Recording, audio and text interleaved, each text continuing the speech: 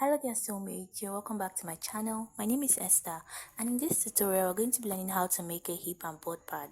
If you're interested in learning how this is done, please join me while we get started. Okay, so we're going to be making use of a foam. You can use a foam or a fiber, but I'm going to be using this foam today. And this is my fabric. This is a lycra fabric. It is a stretchy fabric. I've made use of a plain material like a crepe before, and this time around I'm trying a stretchy fabric. So I'm going to use them and I'm going to compare. Then I'm also going to be using hairstay. Now I want you to make sure that when you go to the market to get your foam, you should measure it, check the inches. Is it if it's half inch, if it's 1 inch. Okay, so I wanted to get one half inch rather, but I couldn't get half inch. This foam is not up to half inch, about 0.375, but I'm going to be making use of it.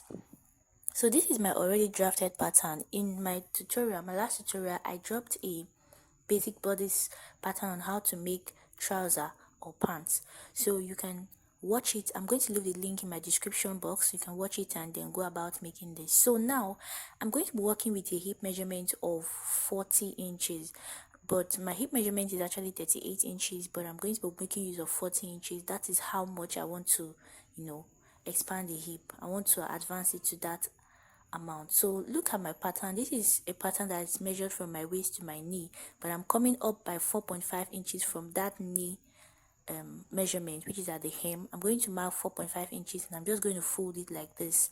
Remember, you don't want to make this part to be very long so that it does not reveal when you wear your clothes. So as you can see, this stretchy part of my fabric, the area that is very stretchy, is the part that is going to be at the side like this. You can see. So when you're cutting it, make sure that you place it that way. Okay, so now I've already gone ahead to cut it out following that measurement after reducing it by 4.5 inches, as you can see, and I added half an inch at the top, which I want to use to fold it, and I also added 1 inch at the hem, as you can see. So just go ahead and cut it out. I did not add any allowance to this. Take note, that is because this fabric is already stretchy, and by the time you join it, it's going to relax on it. So I'm just going to go ahead and unpin it so that we can start working on it. Okay, so take note, I did not cut out the 4.5 inches. I just folded it, but I'm going to be cutting out when I'm drafting my part, so I'm trying to do that now. Okay, but before doing that, just take note of the hip area and notch it on your fabric, both on the front and the back piece.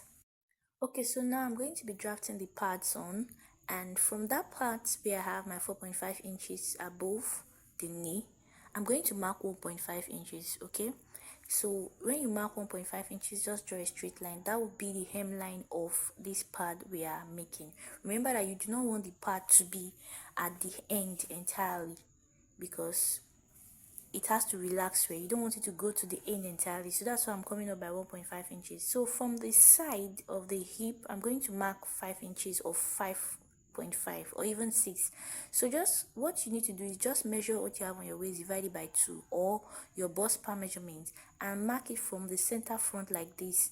Just check it. If you're marking 5 inches or 6 inches, it should not meet that point. Okay, so after checking it and it doesn't meet, I just went ahead to mark 5.5 inches from the hip line towards the side, and I'm going to be connecting them together with my curve from the top to that 5.5 and down to the line, the hem line of this pad where I came up by 1.5 inches. Okay, so now I want you to know that the curve is not usually straight.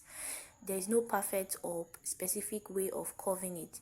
You just have to use your own discretion. You just have to make it look reasonable in your way. Okay, so you can see the way I'm curving it, you can see the way I'm placing my curve ruler. I'm just going to carefully do it, and at this point I'm trying to avoid sharp points. Okay, just work with, be guided.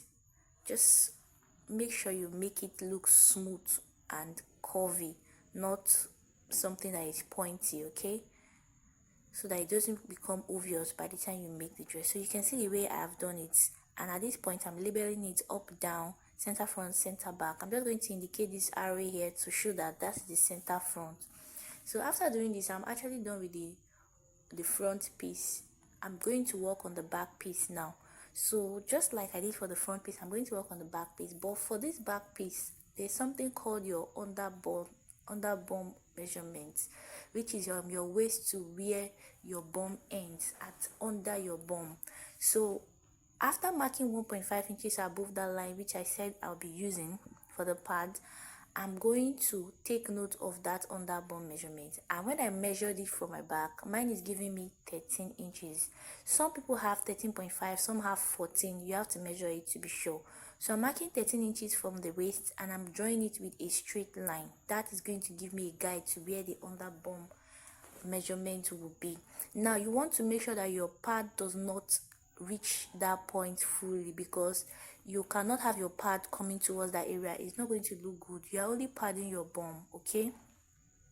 So from that under bum measurement, I marked 3 inches from the side, and for this part I came from the center front and marked 0.75. I marked 0.75 from the center back rather. Okay, so I'm going to connect the from the waist to that 0.75 I marked from the center back in, and from that point I'm going to mark it to meet that 3 inches on this under bum. Then I'm going to take it down to the hem with a slight curve. So just be careful while doing this. Like I said, there's no particular measurement or a particular curve for this. You just have to, work with something that makes sense to you, what is looking good, what you think will go well. Okay, you can try it the first time. If you make mistake, you can take note of the corrections. When I was making the first pad, the curve was a little bit different from what I have here, and I'm trying to make it a little bit different because of what I have before. I want to see the difference and see which one works better for me. Although after making it, I ended up realizing that I preferred using the non-stretchy fabric, but this particular hip pad gave me a better result. I'm talking about the parts alone, not the material, but I ended up liking to the non-stretchy material, which I used zipper. But the advantage of this one is that you do not need to put zipper. Everything remains flat on you. So you can see I had to join them together, and I've labeled them up, down, center back, center front. Now I'm going to cut it out. Okay, so take note, that part where I marked 0.75 earlier, you can see that it's no longer 0.75, it's about 1 inch now. This is because when I was trying to connect it, it was not giving me a very good curve. So like I said, make sure your curve is straight, do not let it be pointy. And take note, I came down by half of an inch from the waist. I did the same thing for the front piece. You can see that half of an inch I came down. You cannot start your part exactly on your waistline. It's not going to relax. So you can see the way the front too, I came down by half of an inch. I'm even trying to connect it well so that it's exactly half of an inch. So after that, I'm just going to cut them out, and that is what we'll be using to make our pads. Remember that you're going to cut your fabric first before cutting out your pad, except you use your tracing wheel to trace it out on another paper. That is if you want to make use of that same pattern again. Okay, so after doing this, now I'm going to cut it on my foam. So I'm going to use my pin to secure it, and I'm going to go ahead and cut it round. I've gone to cut it 2 pieces for the front and back. Remember I said that your foam should be half of an inch if you're going to be adding 2 inches. Remember, when you add half of an inch times 4, it gives you 2 inches. So it's totally depend. If you want to add 4 inches to your hip, you're going to be making use of 1 inch foam. Okay, so when I drafted my pattern, I drafted exactly 40 inches, which I've already added the 2 inches to the hip. Like I said, the hip was 38 before, so make sure you follow that same process. After doing that, you can see what I've done. I've labeled it on the foam. Remember to label it. Labeling it is very important so that you don't make mistake. You know where the front is, you know where the back is, you know where the right is, you know where the left is. If not, you're going to get confused. Okay, now what I'm doing is what they call shredding. I'm going to take the center front area and use my scissors to shred it flat. As you can see, when I shred it in, it's having these tiny edges at that side towards the center front. Remember, towards the center front. And what you're doing is take note of your labels. Okay, so after making that place flat, I'm going to use my stay on it. Remember that the reason why we are shredding it is that we do not want it to stand full. The foam is going to stand, but that shredding will make that place flat and relax properly on you. Okay, now I've gone ahead to use stay on it. You can see the way I pressed the hairstay at the edges. I did not press the foam. I only used my iron to press the edges of the hairstay, just to make it flat and keep it in place. And then I also went ahead to cut extra pieces of these padded papers, this paper that I'm using for my pad, rather my pattern paper. I went ahead to cut fabrics, 2 pieces of it, front and back. Okay, I'll be showing you what you're going to be using it for. After using my STA, I labeled them, and then the labeling will help you to determine how to know the right and the left.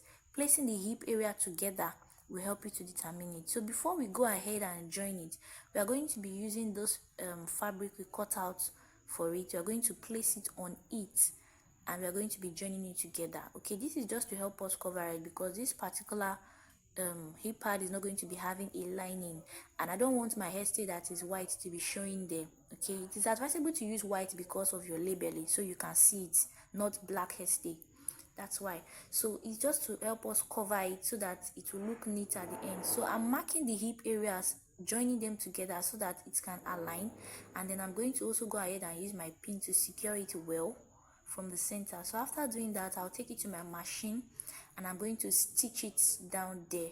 Okay, after stitching it, I'm going to stitch it for both sides. Okay, I've gone ahead to do that. I've gone ahead to stitch it here. So I'm going to align it very well. Okay, after trimming all these excesses, when I notice the excesses were too much, I'm just going to trim it out. Then I'm going to align it very well on it. What I mean is that the materials, the black materials on it, I'm going to place it flat on it and use my pin to hold it down. I'm going to place it flat on it and use my pin to hold it down, so that when I use my pin to hold it down, I'll take it to my machine and stitch it round. Okay, I'll take it to my machine and stitch it round. Okay, so I really hope you understand what I'm saying. If you don't understand anything, please leave a question in the comment section. So for the main materials, I've gone ahead to join the crotch area, both for the front, for the back only. I did it for the back only. I joined the crotch area for the back only, and then it is now together. Then for the front, I'm going to join the side to the back. I did not join the crotch yet. I'll just join only the side of the front to the back for both sides. Okay, so after placing them together and pinning it, ensuring that the hip matches each other. Remember, we notch the hip, make sure that they are matching. I'm going to now bring it out. So when I brought it out, this is what it looks like. By that time, we have joined the side, and this is what it looks like. So the only opening there is from the front. The front crotch is open, and the inseam as well. So now that it is open, I'm going to open it from inside, and we are going to be joining this fold. Remember, I said that for us to join this, we are going to lay this black part of this foam on it flat. We're going to lay it flat, and we're going to be stitching it round to make it easy for us. So I've labeled it left and right so that I'll be able to indicate where it's going to be. Please take note of that. You know where your front trouser is and the back part is, so make sure you align it properly so that the front stays in front and the back stays in back. Now after I've gone ahead to stitch it down, I'm going to pin it down with the pad. Okay, but you can see what I'm trying to do now. I've already gone ahead to pin it all around like I was saying before. See what it is. After using your pins to hold it flat, I'll just stitch it down so that it stays. I was trying to do it before without stitching it, but I realized it was going to be difficult. That was why I went to stitch it down. Okay, this is me trying to trim all these excesses that are here so that it will relax when I place it on the material. Okay, so after trimming it, just go ahead and place it there, ensuring you note where the hip is. Remember, we notched the hip on the main fabric, and we also know where we marked the hip on this padded foam. So take note of that. You can see the way it's looking. Like I said, this is just to make it look neat, because we don't want the white part to be showing after joining it to the fabric. That was why I put that black part of it, that material, to cover it, just to make it look neat. So now after laying it flat like this, you're going to come to the side. Take one side, maybe the left or the right. Take one side and take note of the hip line. Take note of the hip line. When you fold it to the other side, take note of the hip line. Place it hip to hip. Make sure that it is flat and relaxing well. You know that this fabric is stretchy. There is tendency for it to keep moving. You don't want to have it looking folded or having any kind of rough look. so make sure you put it flat. I can't do this here. I'm going to take it off camera and pin it down just to show you what it looks like. And I'm also going to take my time to make sure I align the sides together, side to side, ensuring that the lines are together so that when you stitch it, they will stay. Okay, it will stay and it will look good. So take your time to do this. I'm not going to be doing this here because it takes a lot of process. So I'm going to take it off camera and stick it well. So when you stitch this side together, it's going to stay well. It's going to stay well. Then you're going to also join this other side. Now for this side, what I did is that I use it to fold it in like this. Now I'll advise that you either fold it in like this or you just use hemming gum to make it flat. Hemming gum will make it look flatter, I would advise, because when I ended up doing it, it wasn't really as flat as I wanted to. It doesn't mean that it didn't come out well. It came out well. It gave me a good result, but I would prefer next time I would prefer to use hemming gum. So you can try it. You can try it and see what it looks like. If you're okay using hemming gum, fine. If you prefer to stitch it, stitch it. They're all good. So after placing it for both sides with my pins, I'll hold it down. Then now this is it. When I have placed it and hold it down, you can see I've pinned it all around, in and out. I've pinned it all around. So the only thing I'm going to do is that I'm going to take it to my machine and stitch it there. Now after stitching it, this is what it looks like. You can see the foams, you can see everything. I'm going to work on the waistline, and here I'm trying to fold it in and also fold the hem. So after trying to fold the waist, I realized that it did not give me what I want, so I ended up adding elastic to it. So I'm going to stitch all the inseam and then hem it down. Okay, those other parts of the front crouch and the inseam, I'm going to do that. After doing it, this is what it looks like. You can see I added elastic on the waist. You can see this elastic band. I just went ahead to use that 1/2 inch I added on the waist allowance, and I added it. So this is what it looks like at the end of the day. Okay, make sure you hold it with 1/2 inch or 0.75 so that it will relax properly. Remember, this fabric is stretchy, it will still stretch. So we've come to the end of this tutorial. If you find the tutorial very helpful, please do not hesitate to give us a thumbs up, subscribe to our channel, and share our video. Okay, so in this video I'm actually wearing the pad there, and like I said, I only added 2 inches because I did not want it to be too obvious, and you can see it came out very well. Okay, so hope you'll be trying this out and telling me how yours comes out. We'll see you guys in my next video. Thank you.